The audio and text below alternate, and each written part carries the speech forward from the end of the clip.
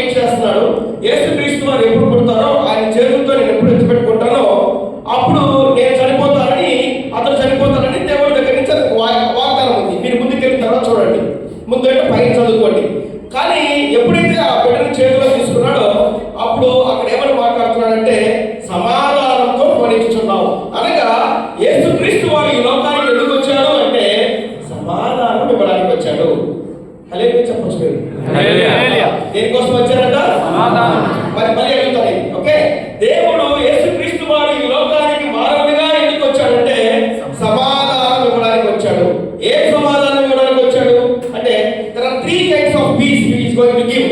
3 రకాల సమాధానాలు ఆయన ఇవ్వడానికి వచ్చాడు. నెంబర్ 1 దేవునితో సమాధానాన్ని ఇవ్వడానికి వచ్చాడు. ఎవరితో?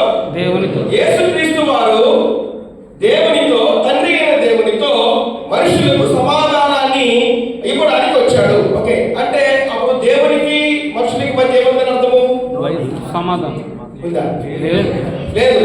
మనుషులకి దేవునికి మధ్య సమాధానం లేదు. సమాధానం లేదు కాబట్టి ఒక ఆయన వచ్చి ఆయన ఏం చేశాడు? ఇద్దరిని సమాధాన పరిచాడు. మాట్లాడాలి, సమాధానం పరిచాడు. ఉదాహరణకి మీరు ఇద్దరు ఉన్నారు, ఫ్రెండ్స్ అండి. మీ పక్కన ఇద్దరు ఉన్నారు, ఫ్రెండ్స్ బ్రదర్సా? ఫ్రెండ్సా? ఓకే, ఉదాహరణ చెప్తున్నారు. గొడవ పడ్డారు, మీరు బాగా గొడవ వచ్చేస్తాయి మీకు ఇద్దరికి. 2 పార్టీలుగా తయారయ్యారు. మీ పార్టీ ఒకటి, ఆయన పార్టీ ఒకటి.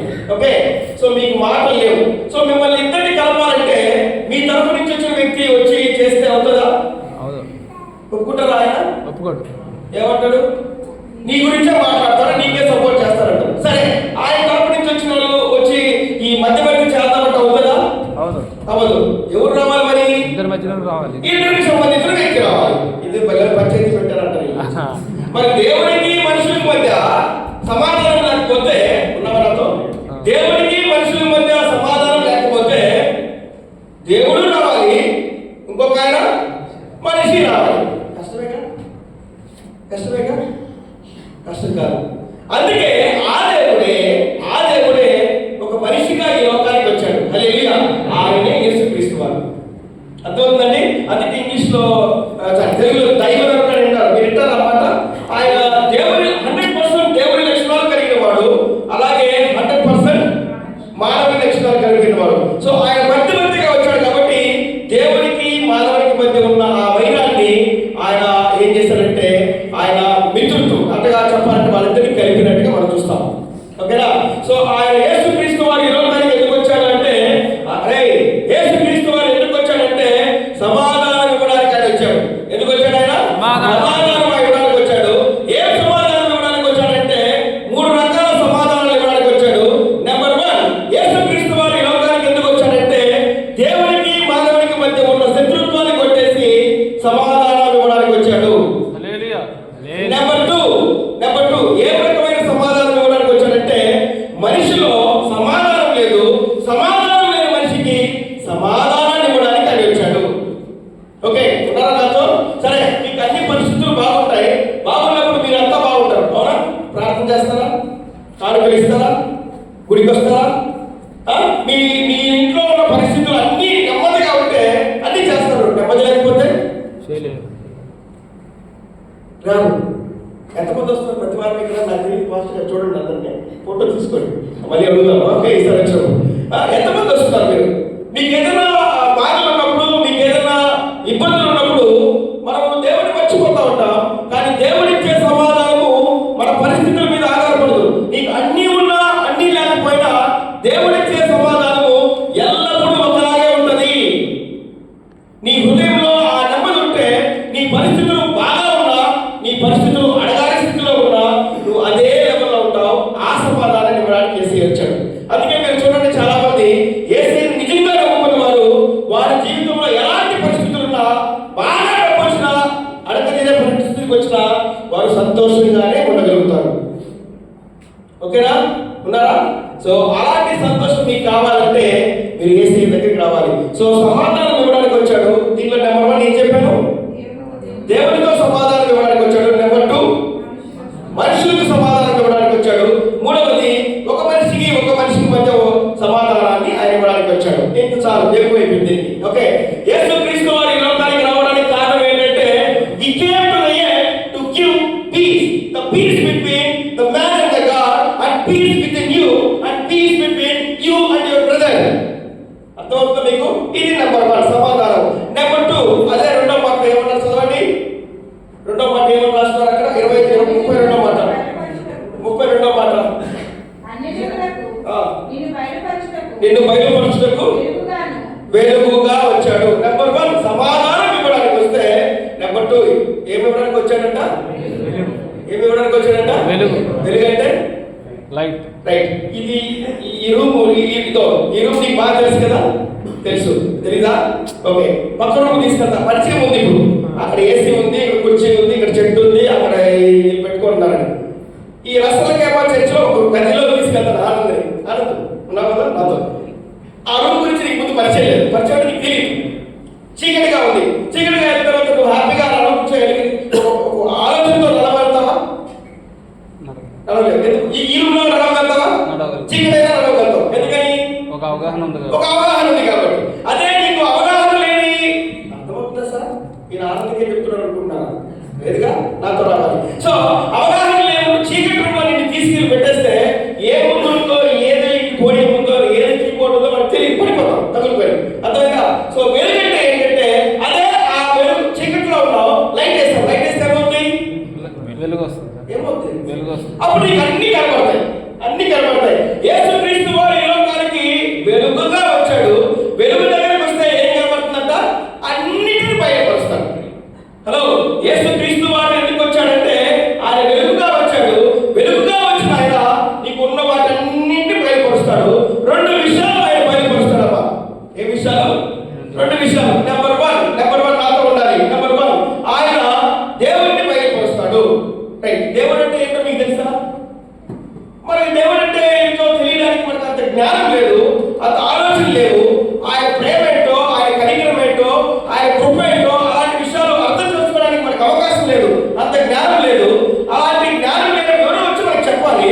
యేసయ్యే ఆ దేవుడిగా ఈ లోకానికి వచ్చి దేవుని ప్రేమ ఏంటో, దేవుని కనికరం ఏంటో, దేవుని యొక్క కృప ఏంటో, దేవుని యొక్క సహాయం ఏంటో ఆయన మనకు చెప్పడానికి వచ్చాడు. వెలుగు ఏం చేస్తుందంట? దేవుడిని బయలుపరుస్తుంది. రెండవది వెలుగు ఏం చేస్తుందంటే నిన్ను నీకు బయలుపరుస్తుంది. నిన్ను నీకు బయలుపరచడం అంటే, నిన్ను నీకు తెలియజేయడం అంటే ఏంటి సార్? నిన్ను నీకు తెలియజేయడం అంటే ఏంటి? నీ గురించి నీకు తెలియజేయడం అంటే ఏంటి? బాగా చెప్పారు. ఓకే, నా గురించి నేను బాగా అనుకుంటాను, కానీ ఎప్పుడైతే ఈ వాక్యం వెలుగులోకి నేను వస్తానో వాక్యం నాతో మాట్లాడుతుంది. రేపు అంత సీన్ లేదు నీకు, ఏమంట అంత సీన్ లేదు, ఇది కాదు కాబట్టి ఇది అని దేవుని వాక్యం మనతో మాట్లాడుతుంది. సో వెలుగుగా వచ్చిన యేసుక్రీస్తు వారు దేవుడేంటో నీకు తెలియజేస్తాడు. వెలుగుగా వచ్చిన యేసుక్రీస్తు వారు ఏం తెలియజేస్తాడంటే ఆయన నీ గురించి నా గురించి మనకు తెలియజేస్తాడు. ఎప్పుడైతే నీ గురించి నాకు తెలియజేస్తాడో మనం ఏం చేయాలి? ఆయన దగ్గరికి రావాలి, సరి చేసుకోవాలి. సరి చేసుకోకపోతే ఎవరికి లాభం? ఎవరికి నష్టం? మనకే నష్టం. అర్థమైందా? ఆ వెలుగు నుంచి మనతో మాట్లాడుతున్నప్పుడు సరి చేసుకోకపోతే ఉపయోగం ఏముందండి? దానివల్ల రాకక్కర్లేదు కదా ఇక్కడికి. కష్టపడి మీ పాస్టర్ గారు పొద్దున్న నుంచి తిరగనక్కర్లేదు కదా. వెలుగు దగ్గరికి వచ్చినప్పుడు, వెలుగు నీ గురించి మాట్లాడుతున్నప్పుడు మీరు సరి చేసుకుంటే మీ గురించి మీకు తెలియజేస్తాడు. నెంబర్ 2 దానిలోంచి మిమ్మల్ని బయటికి తీయడానికి కూడా సహాయపడతాడు. ఆ సహాయం చేయడానికి వచ్చిన జీవపు వెలుగే మన ప్రభు అయిన యేసుక్రీస్తు. చెప్పండి మీరు కావాలంటే. ఆ సహాయం చేయడానికి, మరణంలో నుండి, చీకటిలో నుండి వారిని బయటికి తీసుకొచ్చి వారిని జీవంలోని నడిపించడానికి ఈ లోకానికి వచ్చిన జీవపు వెలుగే మన ప్రభు అయిన యేసుక్రీస్తు వారు. నెంబర్ 1 ఏం చెప్పారండి? నెంబర్ 1 ఏం చెప్పారు? సమాధానం. He came to the earth to give peace. Number 2 is the light of the world. Okay ఈయన వెలుగునివ్వడానికి ఈ లోకానికి వచ్చాడు. 3వ మాట చదవండి. ఈ ప్రజలైన ఇశ్రాయేలుకు మహిమగాను నీవు సకల ప్రజల యొక్క సిద్ధపరచిన నీ రక్షణ చాలు. ఇశ్రాయేలీయులకు మహిమగా వచ్చాడు. ఓకే, నీకు నాకు ఎందుకు వచ్చాడు? యేసుక్రీస్తు వారు ఈ లోకానికి ఎందుకు వచ్చాడంటే ఆయన మహిమ ఇవ్వడానికి వచ్చాడు. ఏమి ఇవ్వడానికి వచ్చాడండి? మహిమ ఇవ్వడానికి వచ్చాడు. ఒక మాట కీర్తనల గ్రంథం 8వ అధ్యాయంలో నేను చదువుతాను,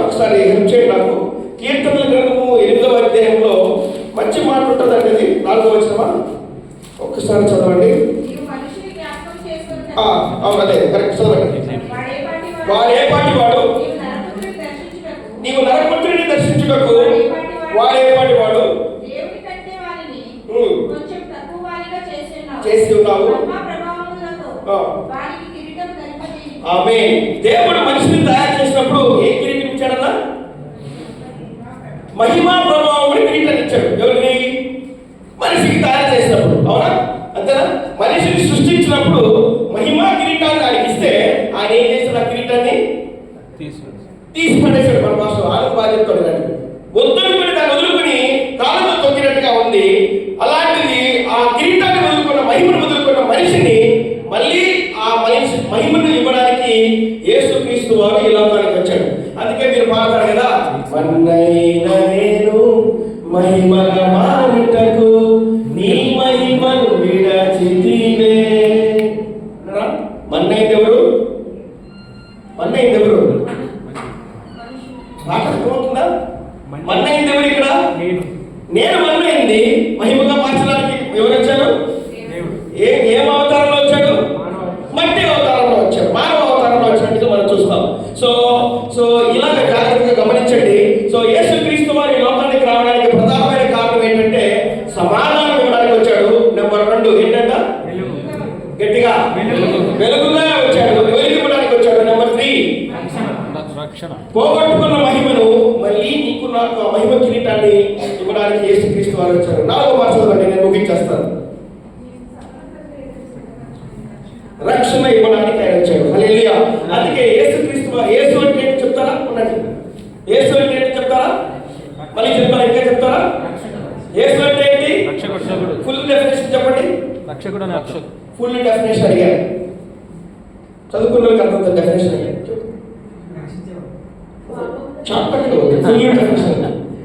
ఆయన తన ప్రజలను వారి పాపాల నుండి విడిపించడానికి వచ్చాడు కాబట్టి ఆయనకి యేసు అనే పేరు పెట్టాడు. షార్ట్ కట్ లో చెప్పాలంటే రక్షకుడు. ఓకే, ఆయన తన ప్రజలను వారి పాపాల నుంచి విడిపించడానికి వచ్చిన ఆ గొప్ప దేవుడే మన ప్రభు అయిన యేసుక్రీస్తు వారు. ఆయన నీకు నాకు రక్షణ ఇవ్వడానికి వచ్చాడు. ఓకేనా? ఇంగ్లీష్ లో నేను రాత్రి మాట్లాడాను.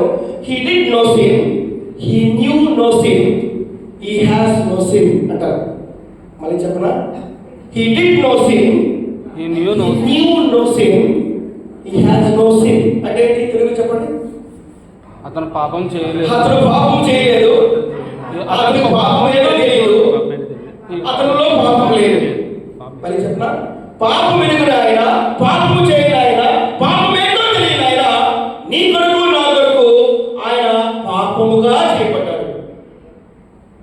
యేసుక్రీస్తు వారు ఈరోజు క్రిస్మస్ పండుగ జరుపుకుంటున్న నీవు నేను మనం ఆలోచించాల్సింది ఏంటంటే నాలాంటి పాపని రక్షించడానికి యేసుక్రీస్తు వారు పాపం ఎరుగున ఆయన, పాపము చేయని ఆయన, పాపం ఏంటో తెలియని ఆయన ఈ లోకానికి వచ్చి సిలువపై ఒక పాపముగా వేలాడుతూ ఆ ఆకాశానికి భూమికి మధ్య ఆ సిలువలో వేలాడుతూ తన రక్తాన్నంతా కాచి నిన్ను నన్ను రక్షించడానికి వచ్చిన ఆ గొప్ప ప్రభువే మన యేసుక్రీస్తు వారు. ఆ యేసుక్రీస్తు వారు ఈ లోకానికి వచ్చిన ఈ దినాన్ని మనము క్రిస్మస్ అని జరుపుకుంటున్నాం. ఈ క్రిస్మస్ దినాల్లో మీరు సంతోషంగా సంబరంతో ఉంటారు. దానికన్నా ముఖ్యంగా మనం ఏం చేయాలంటే, ప్రభువా మీరు సమాధానాన్ని మాకు ఇచ్చారనండి, వెలుగుగా మీరు వచ్చారనండి, మహిమ ఇవ్వడానికి వచ్చారు, అలాగే నాకు రక్షణ ఇవ్వడానికి వచ్చారు. ఒకవేళ ఇక్కడ ఉన్న వాళ్ళలో మీకు ఎవరైతే రక్షణ లేదో, మీకు యేసు ఎవరో తెలియదో, యేసు మిమ్మల్ని రక్షించడానికి వచ్చిన ప్రభువు. యేసు మీ పాపం నుండి మిమ్మల్ని తీయడానికి వచ్చిన రాజు ఆయన. సో మీరు ఆయన దగ్గరికి వచ్చి సాగిలపడితే ఆయన మిమ్మల్ని దగ్గరికి చేర్చుకుంటాడు, మీకు సమాధానం ఇస్తాడు, మీకు వెలుగునిస్తాడు, మీకు మహిమనిస్తాడు, మీకు రక్షిస్తాడు. మళ్ళీ చెప్పాలి, ఎందుకు వచ్చాడయ్యా యేసుక్రీస్తు వారు? గట్టిగా చెప్పాలి. ఎందుకు వచ్చాడు యేసుక్రీస్తు వారు? గట్టిగా. ఎందుకు వచ్చాడు యేసుక్రీస్తు వారు? ధర్మ కిరీటం ఇవ్వడానికి, మహిమ ఇవ్వడానికి వచ్చాడు. నెంబర్ 4 రక్షణ ఇవ్వడానికి వచ్చాడు. ఈ రోజు ఎవరైనా యేసుక్రీస్తు వారిని అంగీకరించకపోతే ఆయన దగ్గరికి రండి, ఆ రక్షణను పొందుకోండి. ఇంటి కృప మీకు దయచేయాలని ప్రార్థన చేద్దాం. కళ్ళు మూసుకుందాం. చిన్న ప్రార్థన చేస్తాను. నేను చిన్న ప్రార్థన చేస్తాను. మహోన్నతుల మీకు వందనాలు. ఈ బిడ్డలందరినీ దీవించండి, మీ వాక్యంతో మాట్లాడండి. ప్రభువా ఈ గ్రీటింగ్స్ ద్వారా మీరే మహిమ పొందమని మా ప్రభు రక్షకుడైన యేసు నామములో అడిగి వేడుకొచ్చున్నాం మా ప్రభు తండ్రి. ఆమేన్. ఆమేన్. Thank you. ఈ సమయం ఇచ్చిన అధ్యక్షుల వారికి థ్యాంక్ యూ. అలాగే మీకు అందరికీ ధన్యవాదాలు.